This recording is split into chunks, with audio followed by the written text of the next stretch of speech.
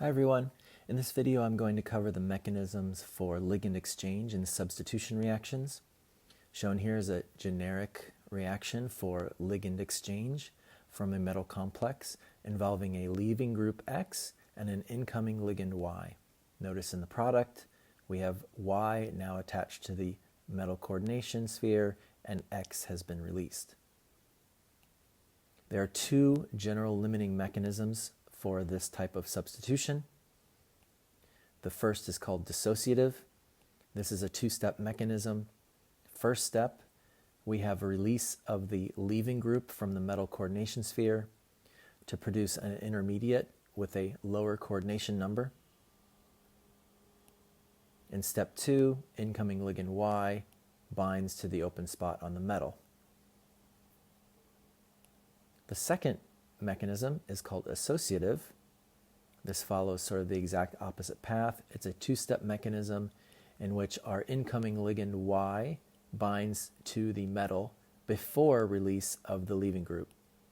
That produces an intermediate with a greater coordination number. And in step two, the outgoing ligand X is released to produce the products. We can represent both of these mechanisms with a similar reaction progress curve because they both involved two steps and an intermediate. Shown here, I'm representing the products in this example being higher in energy or lower in energy than the reactants, and so we have a exergonic type reaction. This first step represents the activation energy for step one in our mechanisms. So this increase in energy represents the transition state we have to go through in step one. That could be for either of these types of mechanisms.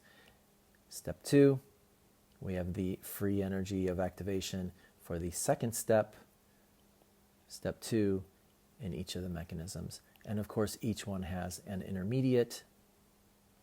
That's represented by the trough shown here. Now, what's very different about these mechanisms is the identity of the intermediate. In dissociative process, the intermediate has a lower coordination number because in step one, the outgoing ligand has been released. For the associative mechanism, the intermediate has a higher coordination number than the original reactant because Y has now added, along with X, to our metal coordination sphere. So we have these two sort of extreme cases of the mechanism, one in which X is released first, the leaving group leaves first, and one in which the incoming ligand binds first, each creating a different type of intermediate that may or may not be able to be identified depending on how stable that intermediate is. More commonly, mechanisms go by what is called an interchange type of mechanism. This involves one step. And in this particular step, X is being released as Y is binding to the metal coordination sphere. So let's contrast the transition states that will occur in each of these different types of mechanisms. This is the reaction progress curve that could be used to represent both dissociative and associative processes, right? There are two steps, transition state energy for each of those steps.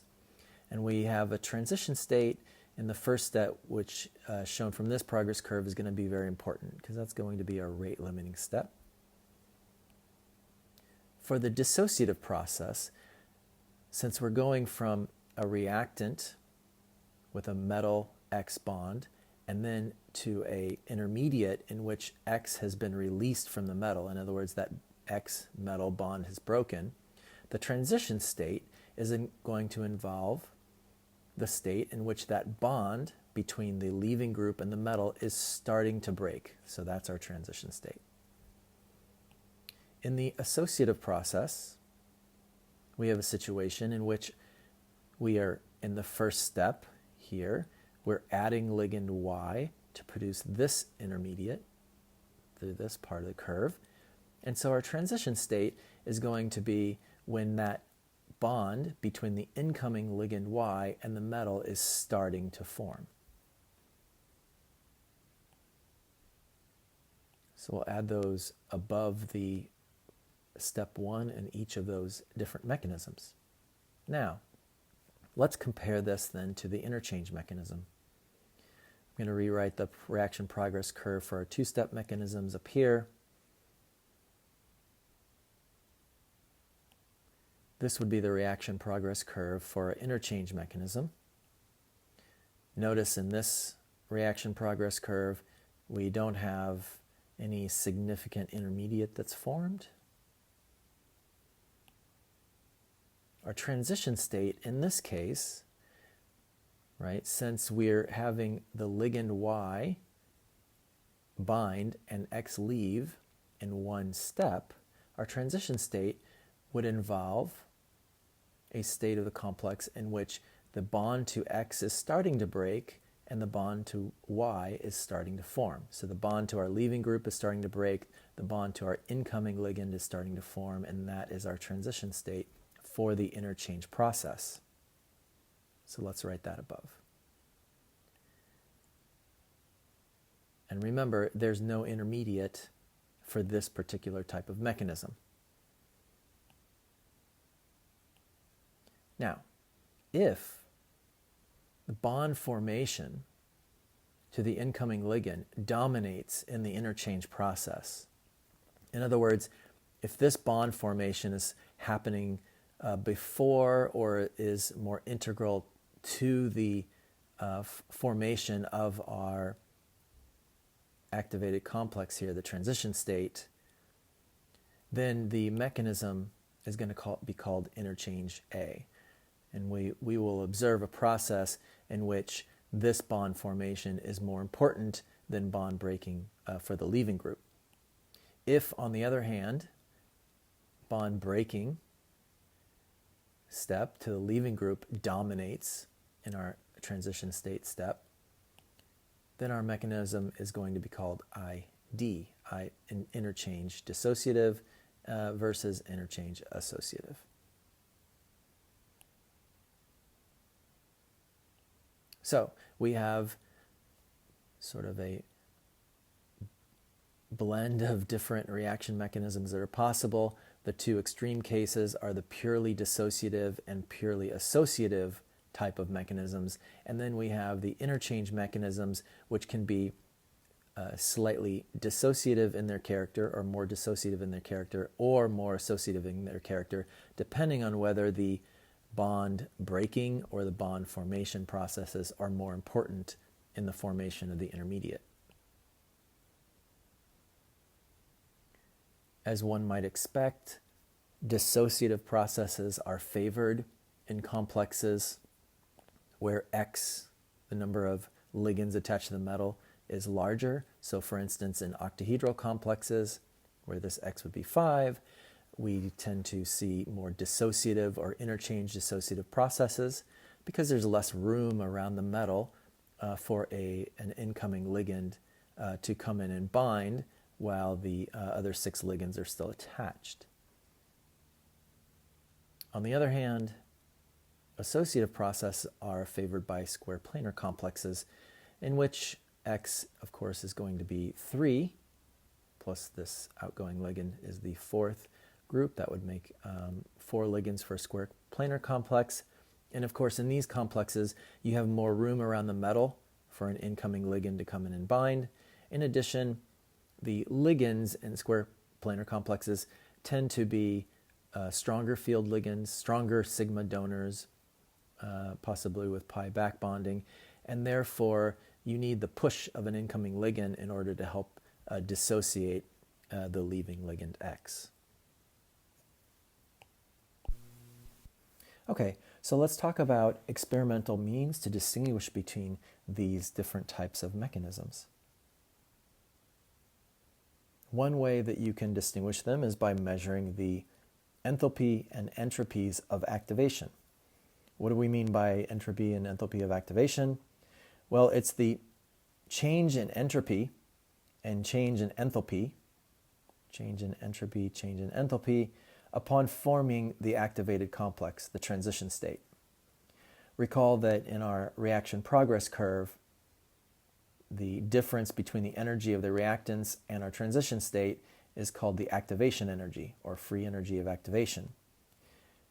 The height of this is related to the rate constant, how fast the reaction can go.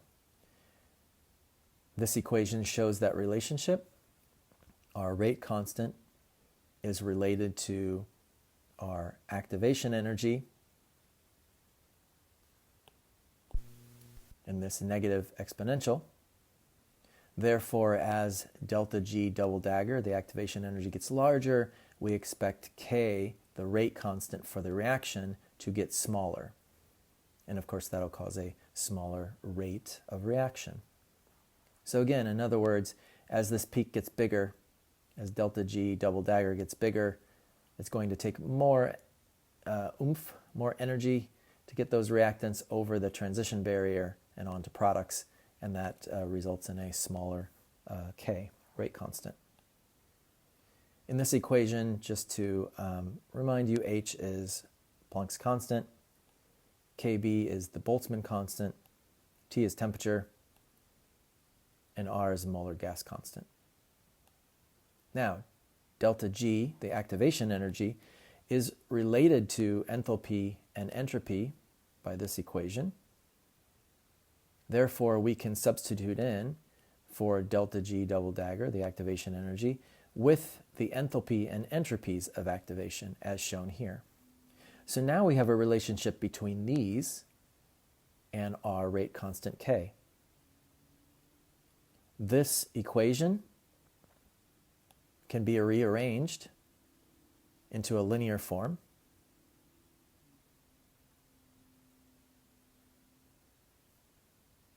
And so now, if we measure the rate constant as a function of temperature, so we set up a series of experiments in which we vary the temperature at which we're performing the reactions and measure the rate constant, we can then plot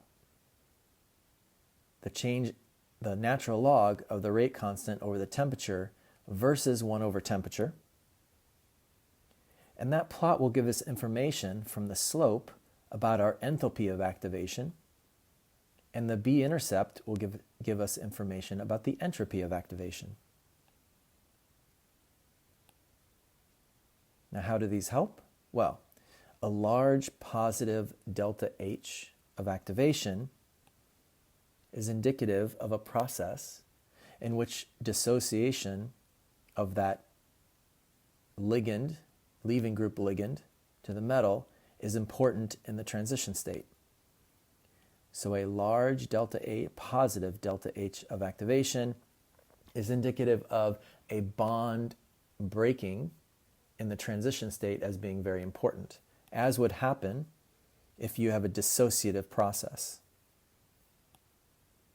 So this large positive delta H, if we do these experiments and find that that for our particular reaction there's a large positive delta H of activation, this supports the mechanism for that reaction being dissociative or interchange dissociative, one in which this bond is starting to break in our transition state.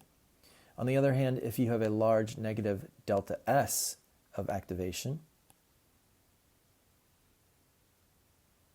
this indicates you have a more organized transition state. So in other words, in going from the reactants through the transition state, right, our system is becoming more organized. This would happen in the case where the incoming ligand Y, which was once free, is now starting to bind to the metal complex in our transition state. And so this would be supportive of an associative or interchange associative type of mechanism. So again, to reiterate, a large positive enthalpy, positive enthalpies happen when you're breaking a bond, right? It takes energy to break a bond. So in going from reactants through the transition state, we observe a large positive enthalpy of activation that is indicative of a dissociative process being important in forming the transition state, i.e. where this bond is starting to break. If we have a large negative delta S of activation, then that is indicative of a mechanism in which we have more organization in our transition state, going from the reactants through the transition state, and that happens when Y is starting to bind and is important in that transition state process, and therefore supports an associative or interchange associative process. In addition to these, you can have a volume of activation measurement, which can give insight into the type of mechanism. This occurs because in some cases, the rate constant can be pressure dependent, and it depends on the form of your transition state. What you do is you measure the rate constant under conditions of different pressures. And when you do this, you can pull out what is called the volume of activation, delta V double dagger. If you find in doing this, you have a large negative delta V, so decreasing volume, this indicates that the transition state is compressed relative to the reactants. This situation would occur in the case in which you have an associative or interchange associative type process. In other words, we're going from two free reactants to a transition state in which now Y is starting to connect to the metal. This is occupies less volume than the two free reactants, and this would be supportive of an associative type process. On the other hand, if you have a large positive volume of activation, this indicates that the transition state has greater volume, as would occur if in the transition state we have free Y and X is starting to break away from the complex. And so this is supportive of a dissociative or interchange dissociative type mechanism.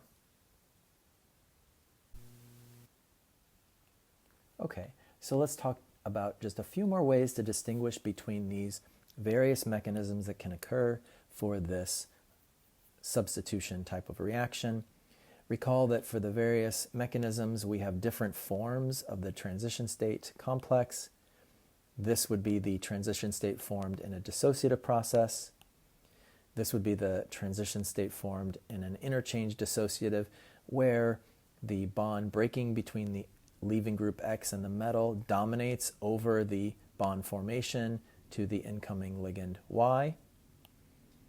This would be the transition state for an interchange associative process, where now we do have both bond formation and bond breaking occurring, but the bond formation between the incoming ligand Y and the metal is dominant over bond breaking process to X. And then finally, the transition state for a purely associative process. Evidence in support of the dissociative type processes include if we increase the charge on the metal and observe a decrease in rate, that is indicative of a mechanism which is dissociative. In other words, if while we're measuring the rate of this reaction, we decide to change the oxidation state of the metal to be more positive, that would increase the bond affinity between the leaving group ligand X and the metal. This, of course, would then make breaking this bond in either of the dissociative or interchange associative processes more difficult, leading to an increase in the activation energy and a decrease in the rate. If we observe a significant rate dependence on the identity of the incoming ligand, that would also be evidence in support of a dissociative process. In other words, we set up a series of different reactions in which we vary the identity of our leaving group X. Since breaking the bond to the leaving group is important in the dissociative processes, and since different types of leaving groups will have varying affinity for the metal, we expect that varying the identity of the leaving group would affect the rate of the reaction if we're going through a dissociative type mechanism. Next, if we only observe a small rate change as we vary the identity of the incoming ligand Y, then that would be evidence against, of course, an associative process where bond formation to the incoming ligand Y is important in the transition state, and in support of a dissociative type mechanism where bond formation to the incoming ligand Y is not important in the transition state.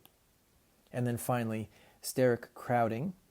If we set up a series of reactions in which we vary the bulkiness of the ligands L in our complex, and as we measure the rate for these varying ligand complexes as L gets more bulky, we see an increase in the rate.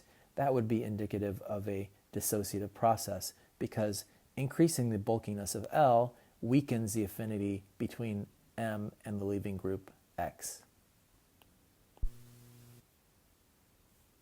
And finally, just to remind you, in the previous slide we determined that a large positive enthalpy of activation and a large positive volume of activation are also evidence in support of dissociative processes. And the opposite of these cases would all be true for the associative processes.